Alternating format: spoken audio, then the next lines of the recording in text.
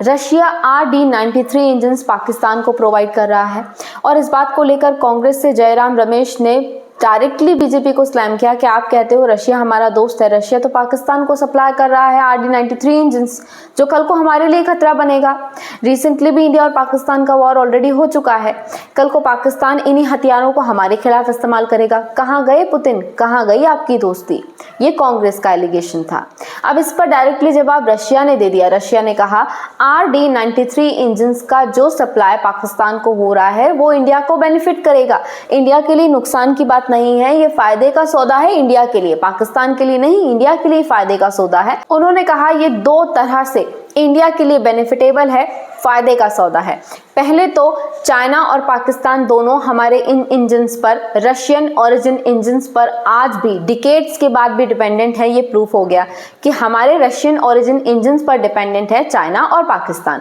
और दूसरी बात, इंडिया ऑलरेडी ऑपरेशन सिंदूर के दौरान मई 2025 में JF-17 फाइटर जेट्स का इस्तेमाल कर चुका है, इसके ऑपरेशनल कैपेबिलिटी चेक कर चुका है और इंडिया ऑलरेडी पाकिस्तान से आगे है।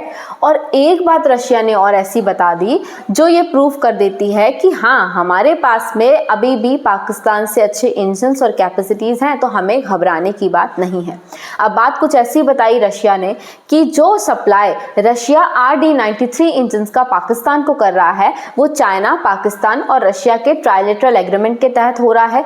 2000 से ही ये सप्लाई हो रहा था। अटल बिहारी वाजपेयी और मनमोहन सिंह दोनों ही बहुत हद तक इस सप्लाई के विरोध में नहीं थे।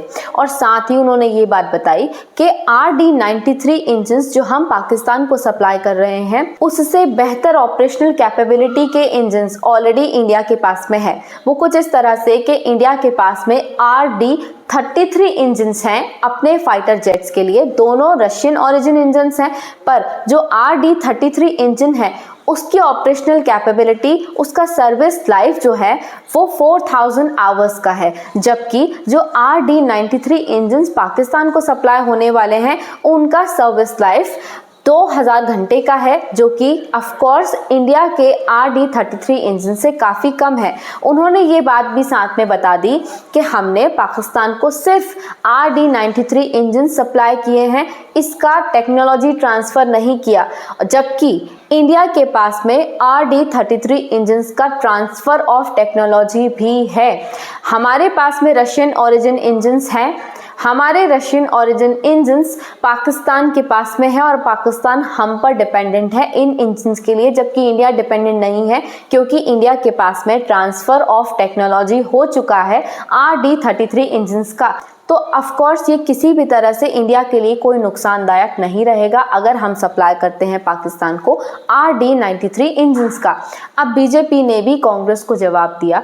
कांग्रेस को जवाब कुछ इस तरह से दिया कि पाकिस्तान ने एक वॉरफेयर की मैल इन्फॉर्मेशन प्रोवाइड की और आप उस पर अपने ही देश के, अपनी ही आर्मी के खिलाफ बोलना शुरू कर दिए। बीजेपी ने ये बात कहकर कांग्रेस को ही स्लैम करने की कोशिश की। ऑफ कोर्स रशिया का 93 इंजन का सप्लाई इंडिया के लिए थोड़ा नुकसानदायक तो है, पर हमारे पास में उससे सुपीरियर कैपेबिलिटी के इंजन हैं, इसलिए घबराने की तो इसमें कहीं से कहीं तक बात नहीं आती।